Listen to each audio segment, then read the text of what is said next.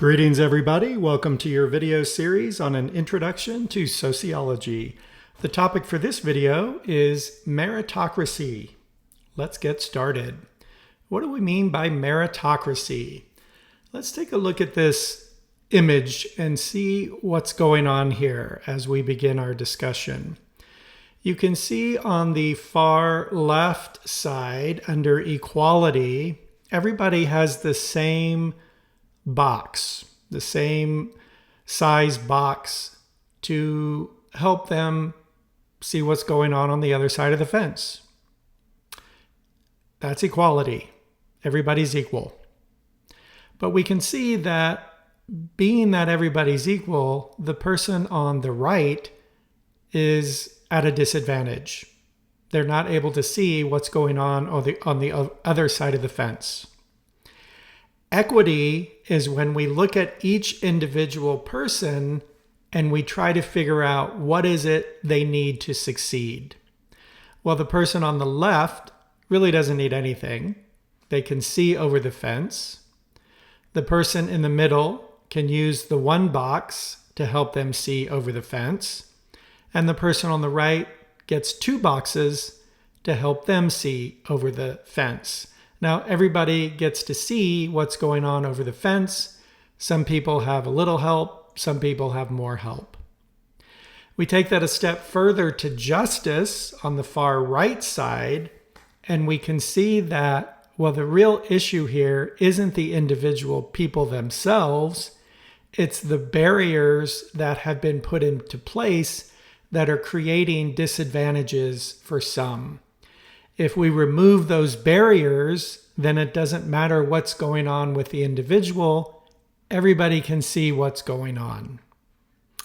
Now, when we talk about meritocracy then, meritocracy is an ideal system that's based on the belief that stratification is the result of personal effort or merit, hence the term meritocracy, that determines a person's social standing. Meritocracies only look at the personal effort or the merit that a person is bringing to the table. Now, the question we want to ask, is the United States a meritocracy?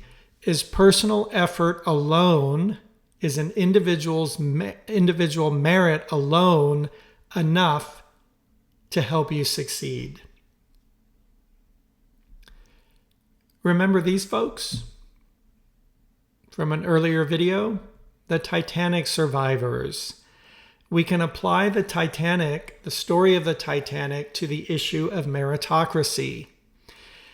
In a meritocracy, remember, everything is based just on personal effort. So if we think about the Titanic, when it hit the iceberg, if we're operating under a meritocracy, we would have to assume that the people who survived, the people who got off into the lifeboats, were those who tried the hardest, those who had the most and the best effort to get off that boat. Well, the reality is, right, everybody wanted to survive. It's not like there were suddenly lazy people who said, well, I don't care what happens to me. Everybody was wanting to get off that boat. Everybody was wanting to survive. And yet we know from statistics that the majority of the people who survived came from the first class. Is that because they were the most meritorious? They tried the hardest? Of course not. It's because they were given the opportunity to survive that disaster. The Titanic was not a meritocracy. So the question still remains, is the United States a meritocracy? Is hard work alone enough for people to succeed? Jesse Jackson says, those who have the most wealth and the most property, their children have the first, the best, and the most. What is he saying here? It's not really about meritocracy. If your parents happen to be wealthy and have a lot of power and opportunities in their lives, then those children of those parents are going to automatically get a step up. They're going to get more opportunities. They're going to have more benefits, not through any effort of their own necessarily, not through their own merit, but because of who their family is and where their family comes from. We can look at our political families along these lines, whether we're talking about the Bush family, whether we're talking about the Trump family, or if we go back into history and talk about the Kennedy family. We know that the kids in these families are going to have a lot of opportunities and benefits handed to them, not that they necessarily worked for, but because their parents, being who they are, their kids are going to have the first, the best, and the most. And we can also look at the Obama children, the two girls that were raised in the White House to President Barack Obama and Michelle Obama. We can assume that those girls are also now going to have the first, the best, and the most because of who their parents are. Of all the preposterous assumptions of humanity over humanity, nothing exceeds most of the criticisms made on the habits of the poor by the well-housed, well-warmed, and well-fed. What is Herman Melville saying here?